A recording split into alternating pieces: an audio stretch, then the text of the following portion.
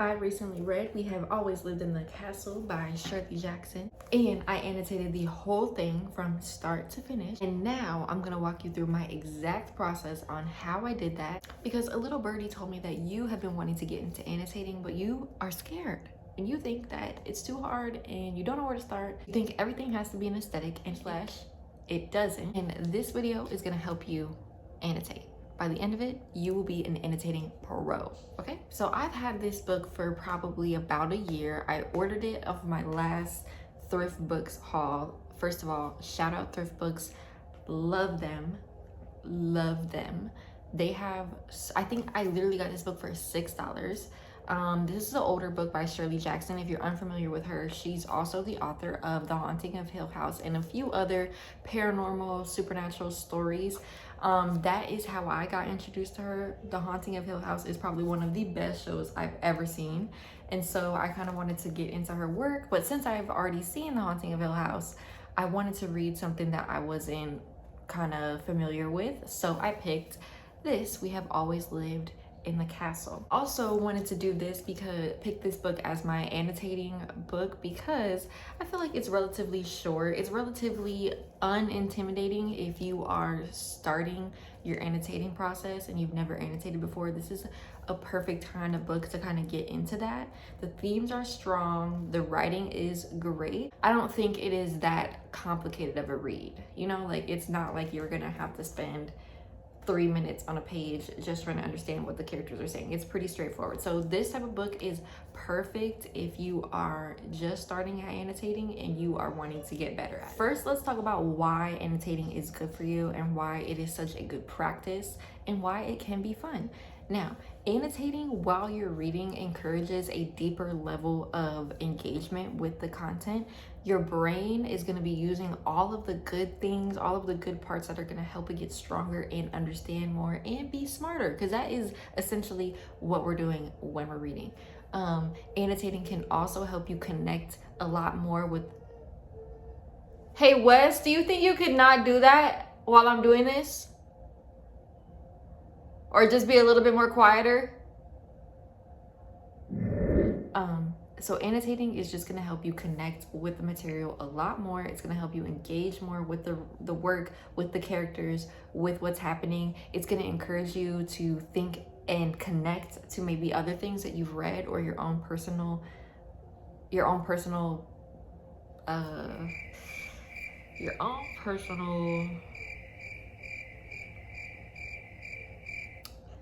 you know. The very first thing that I do before I even start reading the book is a little bit of groundwork. I want to know what I'm walking into, what are going to be the standouts of this story in a general sense. That is going to determine what exactly I'm going to be annotating in a book, because there is so many things that go into writing and reading that if you kind of go in with, oh, I'm just going to annotate this book randomly, it's gonna be kind of scattered. It's gonna be a little chaotic in my point of view. If you're just starting out, I think the best practice is to have in mind what you are actually annotating for and what you are actually looking for.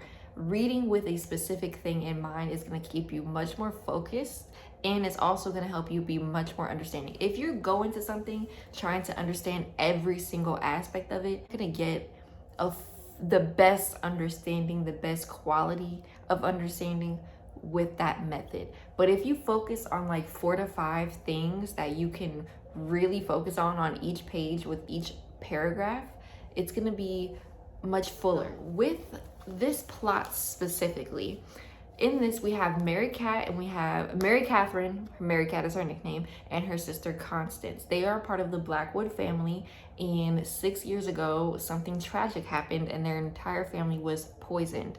Now, Constance is charged with the murder, but she is acquitted, and basically they live in this village and they're kind of ostracized. Their uncle Julian still lives with them. He was poisoned, but somehow he survived, and Constance and Mary Catherine take care of him. And that is kind of the premise of this story. Plot in mind, I also am going into it, I want to know the genre, because we all know with certain genres there are certain elements and hallmarks of each. This is a gothic fiction, psychological horror, thriller.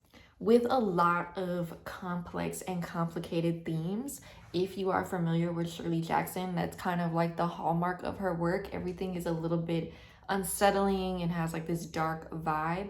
Specifically in this book, I kind of did like a general Google search about what the themes would be in this book. What I found is that there is quite a lot of discussion on gender roles and female autonomy, isolation, grief, coping with trauma, being an outsider. That's kind of the themes that Google told me.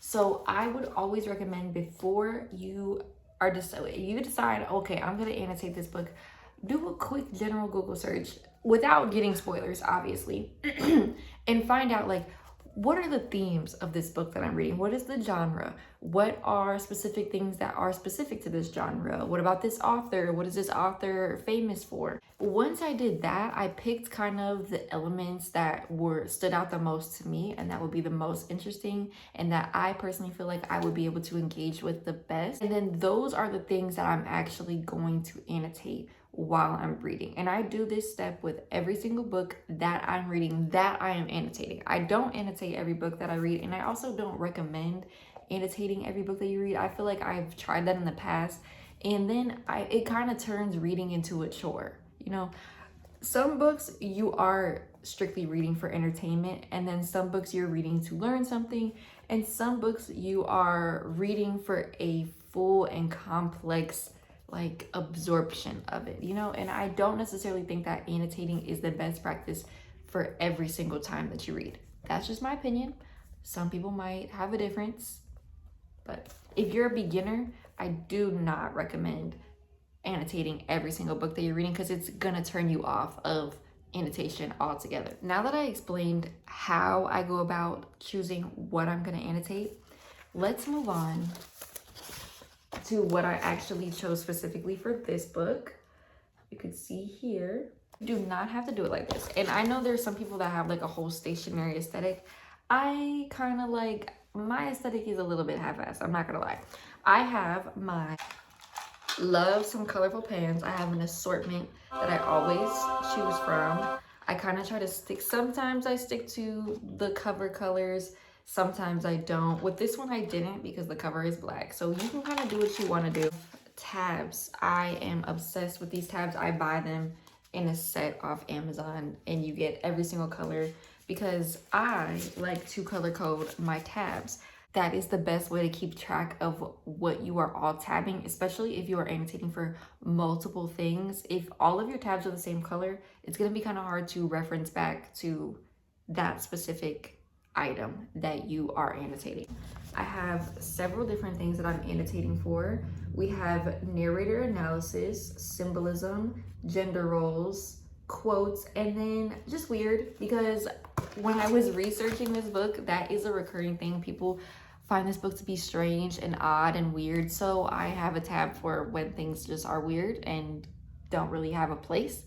And I also color coded them, so when I come across something that I find is narrator analysis, I'm going to use that color, and so on. So when I go back, the colors are there and it's easy to reference. Quick disclaimer, you do not need to have a color code system. I personally find the color code system to be best practice, so I can refer back to it, so I can do, if I want to write a book report, if I want to write a book review, if I want to talk about the book later on in a video, and I'm like, okay, I want to talk about the symbolism in this book because it stuck out to me, I can literally go to the exact places in the book where the symbolism that I'm thinking about is. For the actual annotating, this is the part that I feel like people get stuck on. Some people like to annotate as they read. Some people maybe highlight and then go back. Everybody is different.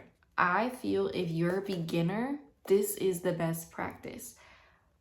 Go read a chapter, and as you are reading your chapter, have a highlighter, have a pen, have your tabs, okay? I like to go chapter by chapter, so I will read one whole chapter depending on the book, because some books have like lengthy, super massive, ginormous chapters. This book, that's not the case, which is again the reason why smaller books like that, probably books at least under 250 pages, are the best to start with when you're learning to annotate. So I read one whole chapter, And as I'm reading the chapter, I highlight things, I underline things that stick out to me. And then once I get to the end of the chapter, I go back to the beginning. I look at all of my highlighted, underlined things. Maybe I add some notes.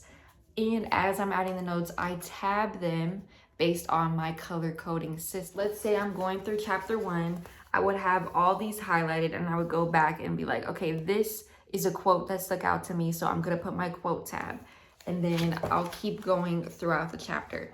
And I do that. So I'll read one chapter, highlight and underline as I'm reading, get to the end of the chapter, go back, add my tabs, add my notes, and then move on to the next chapter.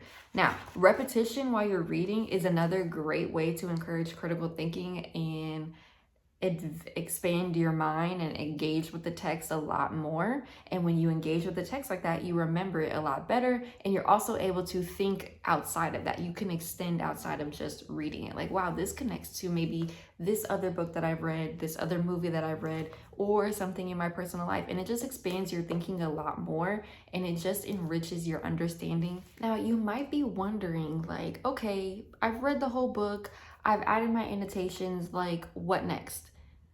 I personally, I know most book people, they have a Fable, they have a Goodreads. I love to be super intentional with my reviews on Fable and Goodreads, and being able to have my annotations to flip back to. It's so different comparing to like when I read a book and I want to leave a review and I didn't annotate, compared to I annotated the book as I read.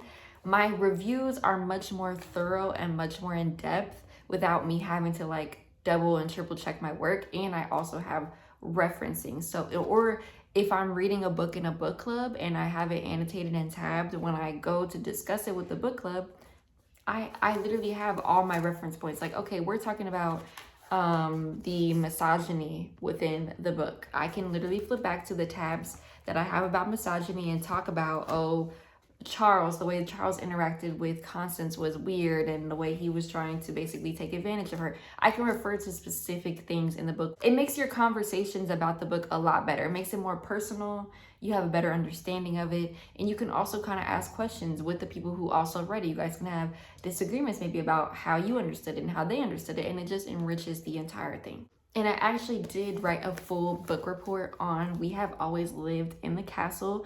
It's on my Medium. I will link it. You can check it out. I really did enjoy this book, and I do feel like annotating really helped me engage with the text a lot more and made me like it more.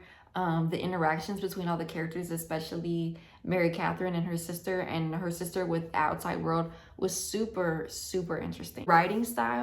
Annotating this writing style was so much fun. I definitely am gonna have to pick up another Shirley Jackson, and I might just have to annotate that one too, because her writing style is just so unique, and it makes such a fun reading experience. Like, her characters are so real and tangible, and they're fun, even while being creepy.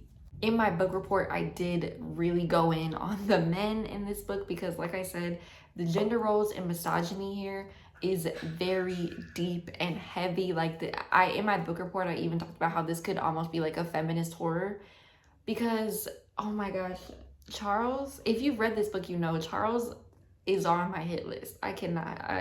He was the worst. Even Uncle Julian, there were some moments that stuck out to me where I'm like, okay, I'm not gonna put you at the top of the pyramid, but all of the men in this book, straight to the garbage. That is my full annotation process. Once you do it a few times, because it can be a very intimidating thing to start. You're always thinking in your head, oh, are my annotations aesthetic? Does this look good? Is this dumb? Like, or maybe you get stuck on a page like, oh, I don't even know what to add here. I don't know what to know. But once you've done it a couple times, it really does become second nature, and it does get more fun, and it helps you make your reading feel a lot more intentional and even rewarding at the end, because you can go through and look at how maybe you were thinking something different about a character at the beginning compared to the end, or you guess the plot twist before it actually happened. If you want to practice what we just talked about in this video on some books, I have a really great video where I talked about some books that will help make you smarter, and those are perfect books